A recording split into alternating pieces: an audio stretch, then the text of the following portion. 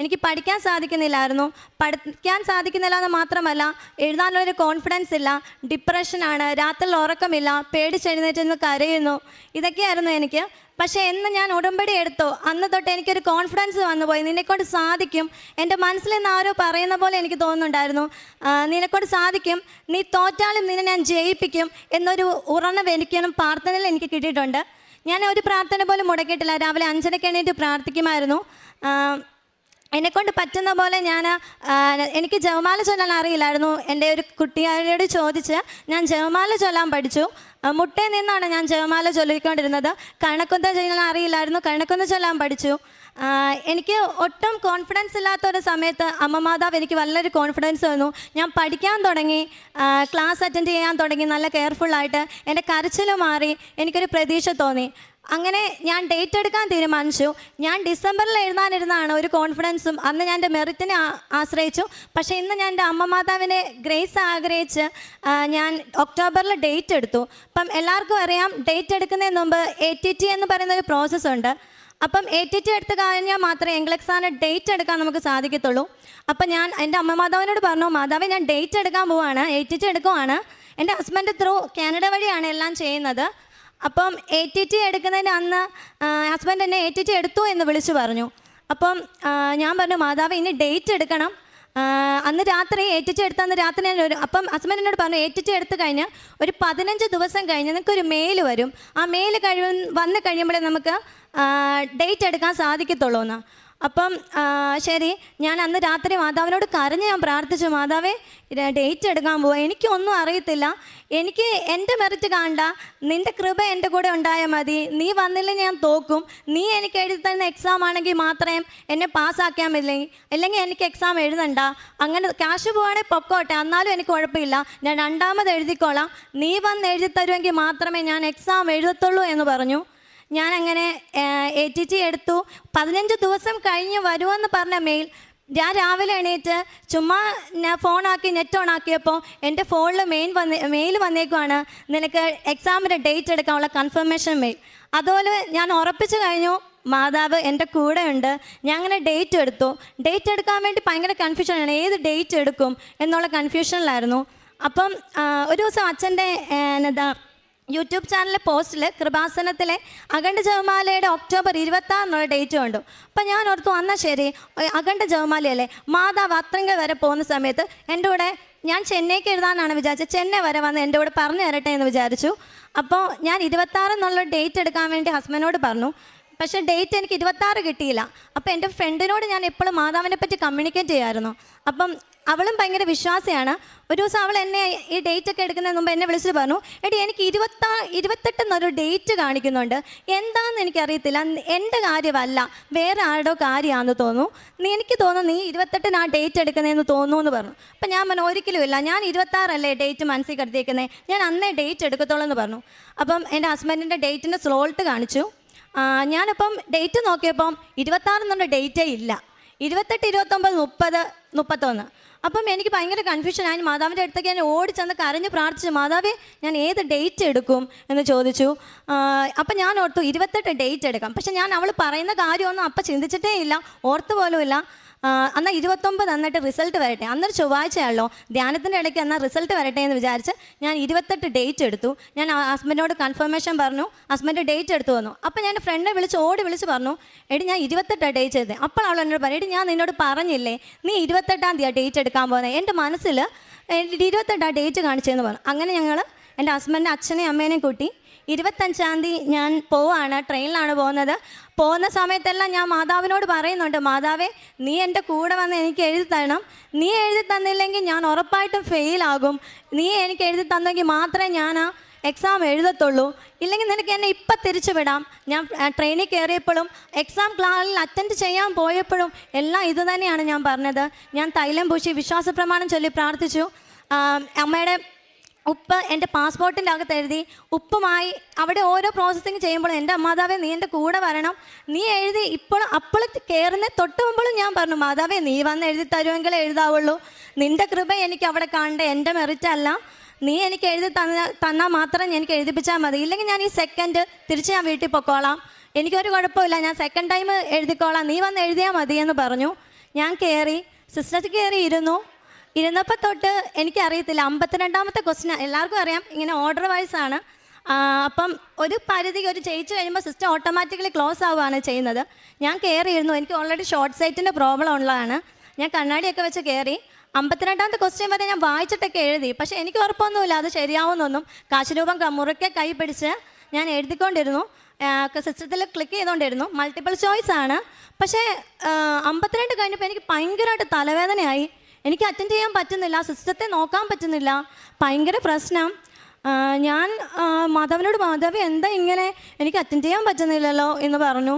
ശരി, തോക്കുവാണെങ്കിൽ തോക്കട്ടെ, നിനക്ക് എന്താണോ ആഗ്രഹം അതുപോലെ നടക്കട്ടെ എന്ന് പറഞ്ഞു. ഞാൻ ചുമ്മാ എല്ലാവർക്കും അറിയാം, നമ്മൾ മറ്റേ ABCD ഒക്കെ അറിയുന്ന പോലെ ഒരു ക്വസ്റ്റിൻ്റെ ആൻസർ ABCD എന്ന് ക്ലിക്ക് ചെയ്താൽ മറ്റേ ക്വസ്റ്റിൻ്റെ ആൻസർ BCD എന്ന് ക്ലിക്ക് ചെയ്യും. അങ്ങനെ ചുമ്മാ ഒരു ക്വസ്റ്റ്യൻ പോലും വായിക്കാതെ ഞാൻ അറ്റൻഡ് ചെയ്തു. കേസ് സ്റ്റഡി ഒക്കെയാണ്. കേസ് സ്റ്റഡി എന്നൊക്കെ പറഞ്ഞാൽ പാരഗ്രാഫ് പോലെയാണ്. ഒന്നുപോലും ഞാൻ വായിച്ചിട്ടില്ല, ചുമ്മാ അറ്റൻഡ് ചെയ്ത് വിട്ടുകൊണ്ടിരുന്നു. 42ാമത്തെ ക്വസ്റ്റ്യൻ ആയപ്പോൾ സിസ്റ്റം ഷട്ട് ഡൗൺ ആയി. അപ്പം ഞാൻ ഓർത്ത് സിസ്റ്റം കേടായി പോയതാണ്, കാരണം ഞാൻ ജയിക്കുമെന്നൊരു പ്രതീക്ഷയില്ല. അപ്പം സിസ്റ്റം ക്ലോസ് ആയപ്പം പിന്നെ പറഞ്ഞു സാറിന് എക്സാമിനേഷൻ കംപ്ലീറ്റഡ് എന്ന് പറഞ്ഞു. ശരി, ഞാൻ എണീറ്റ് പോന്നു. അപ്പോഴും ഞാൻ കരഞ്ഞുകൊണ്ടാണ്, ഞാൻ തോറ്റു, എനിക്കറിയാം ഞാൻ തോറ്റു. പക്ഷെ എന്നാലും ഉള്ളിൻ്റെ ഉള്ളിൽ എന്നോട് ആരോ പറയാണ്, നീ തോക്കും, പക്ഷെ നിന്നെ ഞാൻ ജയിപ്പിക്കും. അങ്ങനെ എൻ്റെ മനസ്സിൽ വന്നുകൊണ്ടിരുന്നു. പക്ഷേ അപ്പോഴും ഞാനൊന്നും എഴുതിയിട്ടില്ലല്ലോ എന്നൊരു തോന്നലായിരുന്നു. പക്ഷേ അന്ന് വൈകിട്ട് 6:30 എൻ്റെ റിസൾട്ട് വന്നു. എനിക്കറിയത്തില്ല ഞാൻ എങ്ങനെ പാസ്സായെന്ന്. പക്ഷേ എൻ്റെ റിസൾട്ടിൽ congratulation, your pass your examination എന്ന് കാണിച്ചു.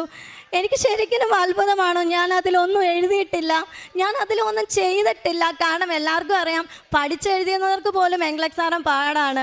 ഞാൻ പഠിച്ചില്ല, പ്രാർത്ഥിക്കുക മാത്രമാണ് ചെയ്തത്. ഞാൻ കൂടുതലും പ്രാർത്ഥനയിൽ ഇമ്പോർട്ടൻസ് കൊടുത്തു. കിട്ടുന്ന സമയത്ത്, അതായത് പ്രാർത്ഥനയിൽ ഇമ്പോർട്ടൻസ് കൊടുത്ത് ബാക്കി 2 മണിക്കൂറല്ലേ 1 മണിക്കൂറാണ് ഞാൻ പഠിച്ചുകൊണ്ടിരുന്നത്. ഒന്നും കംപ്ലീറ്റ് ആയിട്ട് പഠിച്ചിട്ടില്ല. മാതാവിൻ്റെ പൂർണ്ണ വിശ്വാസത്തോടെ ഞാൻ എക്സാം പോയി എഴുതി, ഞാൻ പാസ്സായി. എനിക്കതിനുള്ള ഒരു കഴിവും ഇല്ലയെന്ന് എനിക്കറിയാം. ഇത്രയേറെ അനുഗ്രഹം തന്ന എൻ്റെ അമ്മ മാതാവിനും തിരുകുമാരനും കോടാനുകോടി നന്ദി. എൻ്റെ ഹസ്ബൻഡിൻ്റെ അടുത്തേക്കാണ് ഞാൻ പോകുന്നത്. അതിലും എൻ്റെ മാതാവ് എന്നെ സഹായിച്ചു. എൻ്റെ ഹസ്ബൻഡ് ഓൾറെഡി PR ഉള്ള ആളാണ്. എൻ്റെ വിസയുടെ പ്രോസസ്സിംഗ് ഒക്കെ PR ഒക്കെ അറിയാമല്ലോ, എല്ലാവർക്കും ഒരു 8 തൊട്ട് 12 മാസം എടുക്കുന്ന PR ആണ്. ഞാൻ ഉടമ്പടി കയറിയപ്പം അതുവരെ അനങ്ങാതെ ഇരുന്നാണ് എൻ്റെ പ്രോസസ്സൊക്കെ. ഉടമ്പടി എന്ന് ഞാൻ എടുത്തോ അന്ന് എൻ്റെ പ്രോസസ്സിങ് ഞാൻ ഏപ്രിൽ അറ്റൻഡ് ചെയ്തു. ജൂലൈ ഒരു ലാസ്റ്റ് 28, 27 ഒക്കെ ആയപ്പോൾ എൻ്റെ PR അടക്കം എല്ലാം എൻ്റെ കൈ കിട്ടി. എനിക്കൊരു കുഴപ്പമില്ല. ഈ മാർച്ചിൽ ഇപ്പം തണുപ്പാണല്ലോ, അപ്പം മാർച്ചിലേക്ക് തണുപ്പൊക്കെ കുറഞ്ഞിട്ട് ശേഷം മാർച്ചിലേക്ക് ഞാൻ ടിക്കറ്റ് എടുക്കുകയാണ്. ഞാൻ പോവുകയാണ് അവിടെ എക്സാമിനൊക്കെ ആയിട്ട് അവിടുത്തെ രോഗികളെ ശുശ്രൂഷിക്കാൻ. അവിടെ ചെല്ലുമ്പോൾ എന്നെക്കൊണ്ട് പറ്റുന്ന പോലെയെല്ലാം മാക്സിമം എൻ്റെ അമ്മ മാതാവിനെ പറ്റി പറയാൻ ഞാൻ ശ്രമിക്കും. ശ്രമിക്കുമെന്നല്ല, ഞാൻ പറയും. കാരണം എനിക്ക് ഒട്ടും പ്രതീക്ഷിക്കാത്ത എനിക്കൊരു വലിയ അനുഗ്രഹമാണ് എൻ്റെ അമ്മ എനിക്ക് തന്നത്. പിന്നെ എൻ്റെ രണ്ടാമത്തെ ഇതാന്ന് പറയുന്നത്, അത് ഞാൻ നിയോഗത്തിൽ വെച്ചിട്ടുള്ളതൊരു കാര്യമാണ്. കാരണം ഞാൻ ഇവിടെ വന്ന് ഒരു ദിവസം തിരി മേടിക്കാൻ വന്നു. ഒരു 20/8/2024 ഞാൻ തിരി മേടിച്ച് വീട്ടിൽ ചെന്നപ്പോൾ എൻ്റെ അമ്മ അന്ന് വൈകിട്ട് വീട്ടിൽ ടൈലയിൽ വെള്ളം ഉണ്ടായിരുന്നു, വെള്ളത്തിൽ തന്നെ വീണു. പക്ഷേ അപ്പോൾ കുഴപ്പമൊന്നുമില്ലായിരുന്നു അമ്മയ്ക്ക്, അമ്മ ഓടി നടക്കുന്നുണ്ടായിരുന്നു. പക്ഷേ രാത്രി 2 മണിയൊക്കെ ആയപ്പോൾ അമ്മ ഛർദ്ദിച്ചു. അമ്മയ്ക്ക് ഭയങ്കര തലവേദന. ആസ്യൂഷൻ ഞാനൊരു നേഴ്സ് ആയതുകൊണ്ട് തന്നെ നമ്മളെല്ലാവരും പേടിക്കും അല്ലേ, തലവേദന, ഛർദി. അപ്പം ശരിക്കും ഞാൻ പേടിച്ചു. പക്ഷെ ഞാൻ വേറൊന്നും ഞാൻ വിക്സോ വേറെ ഒന്നും ഞാൻ തേച്ചില്ല. പെട്ടെന്ന് വിശ്വാസപ്രമാണം എഴുതി ഞാൻ അമ്മയുടെ തൈലം എടുത്ത് പൂശി പ്രാർത്ഥിച്ചു. ആ രാത്രി തന്നെ ഞാൻ ജപമാല ചൊല്ലി. ആ രാത്രി തന്നെ ഞാൻ ബൈബിൾ വായിച്ചു. പിറ്റേ ദിവസം രാവിലെ എണീറ്റ് അവിടെ മുഖത്തെല്ലാം നീര്. ഞാൻ ശരിക്കും പേടിച്ചു. അപ്പം തന്നെ ഞങ്ങൾ വണ്ടി പിടിച്ച് ഹോസ്പിറ്റലിൽ എത്തിച്ചു. പോകുന്ന വഴിക്ക് മുഴുവൻ ഞാൻ നന്മ നിറഞ്ഞ മറിയമേ ചൊല്ലിക്കൊണ്ടാണ് പോയിക്കൊണ്ടിരുന്നത്. എനിക്കറിയാം, എനിക്ക് അപ്പോഴും പേടിയായി. പോകുന്ന വഴിക്ക് ഞാൻ പത്രം എടുത്തോണ്ട്, അന്ന് ഞാൻ പത്രം കൂടെ മേടിച്ചിട്ടാണ് പോയത്. പത്രം എടുത്തു കാശുരൂപവും എല്ലാം ആയിട്ട്, തൈലവും എല്ലാം ആയിട്ട് ഞാൻ ഹോസ്പിറ്റലിൽ പോയി. അവിടെ ചെന്നപ്പോൾ BP ഒക്കെ 200 മേളെ. ശരിക്കും ഞാൻ പേടിച്ചു. ഡോക്ടർ സഡനായിട്ട് CT പറഞ്ഞു. ശരിക്കും പേടിച്ചു. ആ സീറ്റ് റിപ്പോർട്ട് ഞാൻ വായിച്ചു പോലും നോക്കിയില്ല. സീറ്റ് റിപ്പോർട്ട് എൻ്റെ കൈ കിട്ടി എനിക്ക് വിറയ്ക്കുമായിരുന്നു. പക്ഷെ എന്നാലും എനിക്കൊരു പ്രതീക്ഷ വിട്ടില്ല ഞാൻ. അപ്പോൾ അവിടെ എൻ്റെ അടുത്ത് വരുന്നൊരു ചേച്ചി ഭയങ്കര കരച്ചിലാണ്. ചേച്ചിയുടെ അച്ഛനെന്തോ എണീക്കുന്നില്ല എന്ന് പറഞ്ഞ് ഭയങ്കര. ഞാൻ പെട്ടെന്ന് വേറെ ഒന്നും നോക്കിയില്ല, എൻ്റെ കയ്യിൽ പത്രം ഉണ്ടായിരുന്നു. ഞാൻ പെട്ടെന്ന് കൊണ്ട് ചേച്ചിയുടെ പത്രം കൊടുത്തിട്ട് പറഞ്ഞു, ചേച്ചി ഇത് കൃപാസനത്തിൽ ആലപ്പുഴയിലൊരു പള്ളിയാണ്, കൃപാസനമാണ്, ചേച്ചി പ്രാർത്ഥിച്ചാൽ മതി, അമ്മ വന്ന് ചേച്ചിയുടെ എല്ലാ കാര്യവും നടത്തി തരും എന്ന് പറഞ്ഞ് ഞാൻ പത്രം കൊടുത്തു. അതിൻ്റെ ഇടയ്ക്ക് ഞാൻ ആ ഒരു സീറ്റ് റിപ്പോർട്ട് കിട്ടിയപ്പോൾ ഞാൻ ഡോക്ടറിനെ കാണാൻ അവിടെ ക്യൂ നിൽക്കണമായിരുന്നു. അപ്പം ആ സമയത്ത് ഞാൻ പ്രേക്ഷിത പ്രവർത്തനം ചെയ്യുമായിരുന്നു. അതിന് എനിക്കൊരു മടിയില്ലായിരുന്നു. പത്രം കൊടുക്കാനുണ്ടായിരുന്നു, പത്രം കൊടുക്കുമായിരുന്നു. പിന്നെ എൻ്റെ അമ്മമാതാവിനെ പറ്റി പറയാനാണ് എനിക്ക് കൂടുതൽ താല്പര്യം. അപ്പം ഞാൻ കൂടുതൽ പറയുമായിരുന്നു ഇരുന്ന്. എല്ലാവരോടും അവിടെ നിൽക്കുന്നവരോടൊക്കെ ഞാൻ പറഞ്ഞു കൊടുക്കുമായിരുന്നു. പിന്നെ അപ്പം റിസൾട്ട് കാണിച്ചു. ഡോക്ടർ പറഞ്ഞു ഒരു കുഴപ്പമില്ല, തലയ്ക്കൊരു ഫ്രാക്ചറോ ഒരു സ്കള്ളിലൊരു പൊട്ടലോ അകത്തൊരു ഇൻറ്റേർണൽ ബ്ലീഡിങ് പോലും ഇല്ല. ശരിക്കും എനിക്ക് അത്ഭുതം തോന്നി. കാരണം മുഖത്ത് നീര്, ഛർദ്ദിച്ചു, തലവേദന, ഇത്രയും സിംറ്റംസ് കാണിച്ചിട്ട് ഹെഡ് ഇഞ്ചുറിയുടെ ഒരു പോറൽ പോലും ഇല്ല എന്ന് പറയുന്നത് എനിക്ക് ശരിക്കും അത്ഭുതമായിരുന്നു. പിന്നെ എനിക്ക് വലിയൊരു ആഗ്രഹമായിരുന്നു എൻ്റെ അമ്മ വിശ്വാസത്തിലേക്ക് വരണമെന്നുള്ളത്, ഉടമ്പടി എടുക്കണമെന്നുള്ളത്. അപ്പം ഞാൻ 24-ാം തീയതി ഇവിടെ പുതുക്കാൻ വേണ്ടി വന്നു, സെപ്റ്റംബറിൽ. അപ്പോൾ പുതുക്കാൻ വേണ്ടി വന്ന സമയത്ത് ഞാൻ അമ്മയോട് പറഞ്ഞു, അമ്മേ എനിക്ക് ഒരു അടയാളം കാണിച്ചു തരണം എന്ന് പറഞ്ഞു. അപ്പം ഞാൻ നോക്കുമ്പോൾ ഞാൻ ഉടമ്പടി പുതുക്കുന്ന ക്യൂ നിൽക്കുമ്പോൾ എൻ്റെ അമ്മ ഉടമ്പടി എടുക്കുന്ന ക്യൂ നിൽക്കുക. അപ്പം ഞാൻ ഓർത്താ ഇതിൽ കൂടുതൽ എനിക്ക് എന്താ അടയാളം വേണ്ടേ. അതുപോലെ തന്നെ എനിക്ക് ഭയങ്കര ആഗ്രഹമായിരുന്നു എനിക്ക് അമ്മമാതാവിനെ എടുക്കണമെന്ന്. അപ്പം രണ്ടാമത്തെ ഉടമ്പടിയിൽ അറിയാം 13ാമത്തെ കൗണ്ടറിൽ എല്ലാവർക്കും എടുക്കുന്ന ഉടമ്പടി പുതുക്കുന്നത്. അപ്പം ഞാൻ അവിടെ നിന്ന് എല്ലാവരും അമ്മമാതാവിനെ എടുക്കും. ഞാൻ പറഞ്ഞു എനിക്ക് അതിനുള്ള യോഗ്യതയൊന്നുമില്ല, പക്ഷെ ആഗ്രഹമുണ്ട് മാതാവേ, പക്ഷെ വേണ്ട, ഞാൻ ആഗ്രഹിക്കുന്നില്ല, എനിക്ക് യോഗ്യതയില്ലല്ലോ. പക്ഷെ എനിക്കറിയത്തില്ല, എൻ്റെ കയ്യിലാണ് എനിക്ക് അന്ന് മാതാവിനെ എഴുന്നള്ളിക്കാൻ കിട്ടി. ഞാൻ ആ മാതാവിൻ്റെ രൂപത്തിൽ എത്ര ഉമ്മ കൊടുത്തെന്ന് എനിക്കിപ്പോഴും അറിയത്തില്ല. എൻ്റെ കയ്യിൽ നിന്നുകൊണ്ട് ഞാൻ ഉമ്മ കൊടുത്തോണ്ടാണ് ഇതുവഴി നടന്നു പോയത്. എനിക്കത് അപ്പോൾ ഞാൻ ഉറപ്പിച്ചു, എംഗ്ലക്സ് സാറിനും എൻ്റെ കൂടെ എൻ്റെ മാതാവുണ്ട്. എനിക്ക് ഉറപ്പായിട്ടും എൻ്റെ ആഗ്രഹങ്ങളെല്ലാം നിയോഗം എൻ്റെ അമ്മ സാധിക്കുമെന്ന് എനിക്ക് ഉറപ്പുണ്ടായിരുന്നു. അതുപോലെ തന്നെ ഉടമ്പടി പുതുക്കാൻ വരുന്നതിന് മുമ്പ് എനിക്ക് ആഗ്രഹമുണ്ടായിരുന്നു എൻ്റെ അനിയന് ഒരു ജോലി കിട്ടണം എന്നുള്ളൊരു ആഗ്രഹം ഉണ്ടായിരുന്നു. പുതുക്കാൻ വേണ്ടി വരുന്നതിൻ്റെ ഒരു ദിവസം മുമ്പ് എൻ്റെ അമ്മയുടെ ഒരു ദിവസം മുമ്പ്, അതായത് 8 നോയമ്പിൻ്റെ അന്ന് തീരുന്നതിൻ്റെ അന്ന് എൻ്റെ അനിയന് ജോലി കിട്ടി. അവനെ വിളിച്ചു പറഞ്ഞു എന്നെ എനിക്ക് ജോലി കിട്ടി. ഞാൻ പള്ളിയിൽ പോയി തിരിച്ചു വരുമായിരുന്നു, മണർകാട് പള്ളിയിൽ പോയിട്ട് തിരിച്ചു വന്ന് ഞാൻ വീട്ടിൽ ഇരുന്നപ്പോഴത്തേക്ക് എന്നെ വിളിച്ചു പറഞ്ഞു, എടി എനിക്ക് ജോലി കിട്ടി. അപ്പോൾ എനിക്ക് ഭയങ്കര സന്തോഷമായി. കാരണം ഞാൻ ആഗ്രഹിച്ചതിന് 2 ദിവസം മുമ്പ് എൻ്റെ ആഗ്രഹം സാധിച്ചുമായിരുന്നു. അതുപോലെ തന്നെ ഞങ്ങളുടെ വീട് ഷീറ്റിട്ടാണ്. അപ്പം കാറ്റത്ത് ഈ ഷീറ്റിലേക്ക് മരം വീണ് ഷീറ്റ് മുഴുവൻ പൊട്ടിപ്പോയി. അപ്പോൾ ഞാൻ അമ്മയോട് പ്രാർത്ഥിച്ചായിരുന്നു എങ്ങനെയെങ്കിലും കാരണം സാമ്പത്തികമായിട്ട് എന്നെ കല്യാണം കഴിപ്പിച്ചുകൊണ്ട് ബുദ്ധിമുട്ടൊക്കെ ഉണ്ടായിരുന്നു, അത് എങ്ങനെയെങ്കിലും നടത്തണമെന്ന് വിചാരിച്ചായിരുന്നു. അപ്പോൾ ഞാൻ പ്രാർത്ഥിച്ചു. എങ്ങനെയാണെന്നറിയത്തില്ല, അമ്മയുടെ കൃപ കൊണ്ട് ഷീറ്റ് ഇടാൻ സാധിച്ചു. പിന്നെ എൻ്റെ ഹസ്ബൻഡിന് വിശ്വാസമില്ലായിരുന്നു. ഞാൻ എപ്പോഴും എൻ്റെ ഹസ്ബൻഡിനോട് പറയുമ്പോൾ, ഹിന്ദു മതത്തിൽപ്പെട്ടവർക്ക് അറിയാം, അവിടെ ഫാമിലി ശരിക്കും ഒരു അമ്പലത്തിൽ പോയി ഭയങ്കരമായിട്ട് പ്രാർത്ഥിക്കുന്ന ഒരു ഫാമിലിയിലേക്കാണ് ഞാൻ പോയത്. അത്രയും അവരെ എല്ലാം എതിർത്ത് നിന്നുകൊണ്ടാണ് ഞാൻ പ്രാർത്ഥിച്ചുകൊണ്ടിരുന്നത്. അപ്പോൾ എനിക്കൊരു ഇതുണ്ടായിരുന്നു, എൻ്റെ ദൈവമേ അവിടെയൊക്കെ മുന്നിൽ എൻ്റെ മാതാവ് ഈശോയെ തോക്കരുതെന്നോർത്തായിരുന്നു ഞാൻ ഏറ്റവും കൂടുതൽ കരഞ്ഞുകൊണ്ടിരുന്നത്. അവിടെയൊക്കെ മുന്നിൽ എൻ്റെ മാതാവ് എന്നെ ഉയർത്തി. എൻ്റെ ഹസ്ബൻഡിന് എംഗ്ലക്സ് സാറും ഞാൻ പഠിക്കുന്ന സമയത്ത് എന്നോട് പറയും, നീ പ്രാർത്ഥിച്ചുകൊണ്ടിരിക്കുന്ന സമയത്ത് പഠിച്ചുകൂടെ എന്ന് ചോദിക്കുമായിരുന്നു. പക്ഷേ അന്നേരം ഞാൻ പറയുമായിരുന്നു, എപ്പോഴും ഞാൻ പറയുന്ന ഒരു കാര്യം ഉണ്ടായിരുന്നു, പ്രാർത്ഥിച്ചാൽ നമുക്ക് അസാധ്യമായിട്ടൊന്നുമില്ല, എൻ്റെ ദൈവം എനിക്ക് വേണ്ടി പൊരുതു എന്നുള്ളത്. എല്ലാ സഹനങ്ങൾക്കും ഒടുവിൽ നമുക്കൊരു ഉയർപ്പുണ്ടെന്ന് ഞാൻ എപ്പോഴും എൻ്റെ ഹസ്ബൻഡിനോട് പറയുമായിരുന്നു. അങ്ങനെ എൻ്റെ ഹസ്ബൻഡിൻ്റെ വിശ്വാസം വരുന്നു, എൻ്റെ ഹസ്ബൻഡ് പ്രാർത്ഥനയിലേക്ക് തിരിഞ്ഞു. അങ്ങനെ എനിക്ക് ആ ഒരു കുടുംബത്തെ എല്ലാവരെയും എൻ്റെ അമ്മമാതാവിനെ അറിയിക്കണമെന്ന് ആഗ്രഹമുണ്ട് ഹസ്ബൻഡിലൂടെ. ബാക്കി എൻ്റെ അവിടുത്തെ അച്ഛനമ്മ എല്ലാവരിലൂടെയും എനിക്ക് അമ്മമാതാവിനെ അറിയിക്കാൻ സാധിക്കണം. പിന്നെ ഞാൻ പ്രേക്ഷിത പ്രവർത്തനം ചെയ്തത്, ഞാൻ പത്രം എല്ലാവർക്കും കൊടുക്കുമായിരുന്നു. ഞാൻ പത്രം കൊടുക്കാൻ പോകുമ്പോൾ ഉപവാസം എടുത്തിട്ടാണ് പോകുന്നത്, ഫുഡൊന്നും കഴിക്കത്തില്ല. രാവിലെ തൊട്ട് വൈകിട്ട് വരെ രാവിലെ പത്രം കൊടുത്ത് തിരിച്ച് വീട്ടിൽ വന്നിട്ടാണ് ഞാൻ ഫുഡ് കഴിച്ചുകൊണ്ടിരുന്നത്. എന്നെക്കൊണ്ട് പറ്റുന്ന പോലോടൊക്കെ പത്രം കൊടുക്കുകയും എന്നെക്കൊണ്ട് പറ്റുന്നവരോടൊക്കെ ബസ്സിലിരുന്നാൽ പോലും ഞാൻ ചുമ്മാ ഇരിക്കുന്ന അടുത്ത ആൾക്കാരോട് മിണ്ടിയിട്ട് ഞാൻ ചേച്ചി കൃപാസനത്തിൽ പോകണം കേട്ടോ, എനിക്കിങ്ങനെ അനുഗ്രഹമൊക്കെ കിട്ടിയിട്ടുണ്ടെന്നെല്ലാം ഞാൻ പറയും. എൻ്റെ അടുത്ത് ആരിരുന്നാലും ഞാനത് പറഞ്ഞു കൊടുക്കാമായിരുന്നു. എൻ്റെ ഹസ്ബൻഡിനോട് എപ്പോഴും പറയുമ്പോൾ എൻ്റെ ഹസ്ബൻഡിനോട് ദേഷ്യമായിരുന്നു. എന്നോട് കാണുന്നവരോട് വേർഡൊക്കെ ഞാൻ പറയും. പക്ഷേ എൻഗ്ലക്സാറിൻ്റെ കാര്യം വന്നപ്പോഴും ഞാനിത് പറഞ്ഞപ്പോൾ കുറേ പേരെന്നെ പുച്ഛിച്ചു.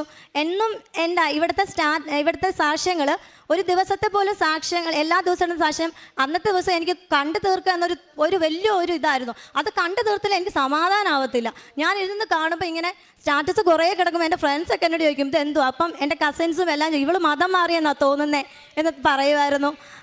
പിന്നെ കാരുണ്യപ്രവർത്തനമായിട്ട് എനിക്ക് ഒത്തിരി ഒന്നും ചെയ്യാൻ പറ്റിയിട്ടില്ല, ജോലിയൊന്നും ഇല്ലാത്തതുകൊണ്ട്. പക്ഷേ എന്നാലും എൻ്റെ അടുത്തുള്ള ഒരു അനാഥാലയമുണ്ട്, അവിടെ പോയി എൻ്റെ അമ്മച്ചിമാരോട് പറയുമായിരുന്നു. എനിക്ക് കിട്ടിയ ചെറിയ ചെറിയ ആഗ്രഹങ്ങളൊക്കെ അവിടുത്തെ അമ്മച്ചിമാരുടെ അടുത്ത് ഞാൻ സാക്ഷ്യം പറയുമായിരുന്നു.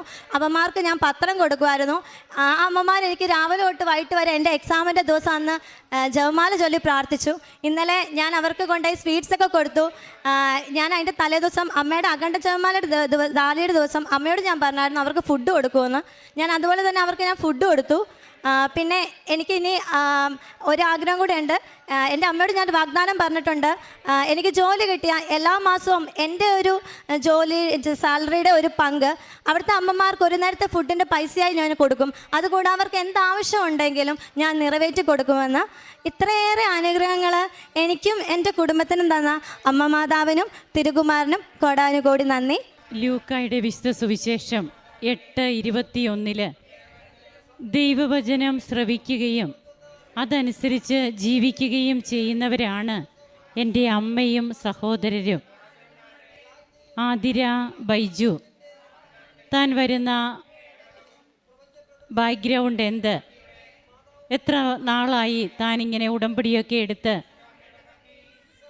ഈശോയെയും അമ്മയും ഒക്കെ സ്നേഹിക്കാൻ തുടങ്ങിയിട്ട്, ഇതൊക്കെ വളരെ വ്യക്തമായിട്ട് വളരെ ഉറച്ച സ്വരത്തിൽ ഈ മകൾ പറയുമ്പോൾ ആ മകളുടെ ആത്മാവിൻ്റെ തീഷ്ണതയാണത്. അതായത് ഇന്ന് കൃപാസനത്തിൽ ബഹുമാനപ്പെട്ട VP ജോസഫ് അച്ഛൻ പറയുന്നത് പോലെയാണെങ്കിൽ ഇടിവെട്ട് സാക്ഷ്യം, വെടിക്കെട്ട് സാക്ഷ്യം, ഇതൊക്കെ ഫ്രഷേഴ്സാണിന്ന് കൂടുതലും അതിന് വേണ്ടിയിട്ട് അവരാണ് ഒരുങ്ങി വന്ന് പറയുന്നത്.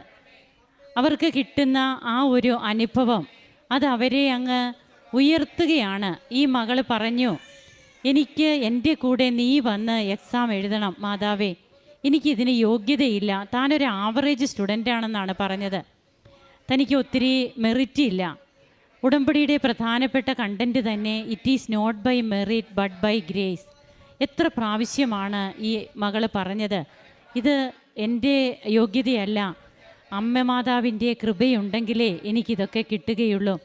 അങ്ങനെ അമ്മയെ വിളിച്ചുകൊണ്ട് പോകുന്നു. അമ്മയോട് പറഞ്ഞതുപോലെ തന്നെ എക്സാമിന് സംഭവിക്കുന്നുണ്ട്. അതായത് ഇത് അമ്മ എഴുതുന്ന എക്സാം ആകണം. ഈ മകളുടെ സിസ്റ്റം ഓഫായി പോയി, ഈ മകൾക്കൊന്നും എഴുതാൻ സാധിച്ചില്ല. അവിടെ അമ്മയാണ് എഴുതിയത് എക്സാം. അതാണ് റിസൾട്ട് വരുമ്പോഴും താൻ എക്സാമൊക്കെ എങ്ങനെയാണ് എഴുതിയതെന്നൊക്കെ വളരെ വ്യക്തമായിട്ട് ഈ മകൾ പറയുമ്പോൾ നമുക്കതാണ് മനസ്സിലാവുക.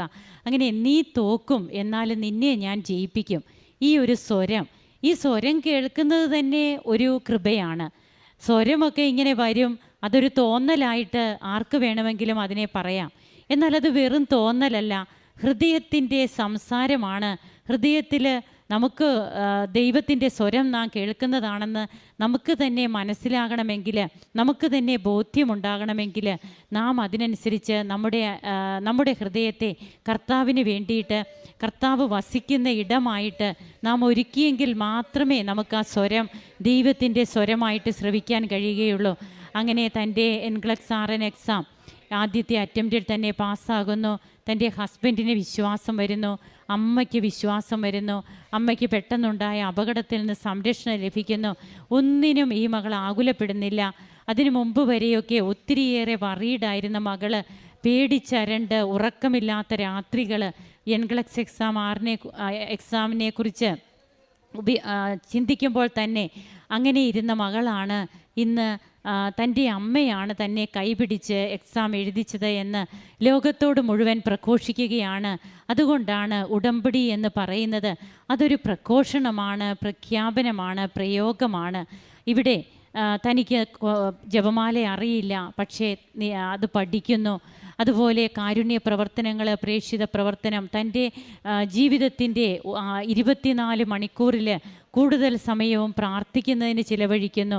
അപ്പോൾ ദൈവത്തെ കൊണ്ട് നിറയുന്ന, ദൈവത്തിന് വേണ്ടി സമയമെടുക്കുന്ന മക്കളുടെ ജീവിതത്തിലേക്ക് ജോഷുവ 24:23 പറയുന്നത് പോലെ, നിങ്ങൾ അധ്വാനിക്കാത്ത ഭൂമിയും നിങ്ങൾ പണിയാത്ത പട്ടണങ്ങളും ഞാൻ നിങ്ങൾക്ക് തരും. അതാണ് പിന്നീട് സംഭവിക്കുക. നമുക്ക് കരങ്ങളടിച്ച് ദൈവ തിരുനാമത്തെ മഹത്വപ്പെടുത്താം. ഈശോയ്ക്കും അമ്മയ്ക്കും നന്ദി പറയാം. അത്യപൂർവ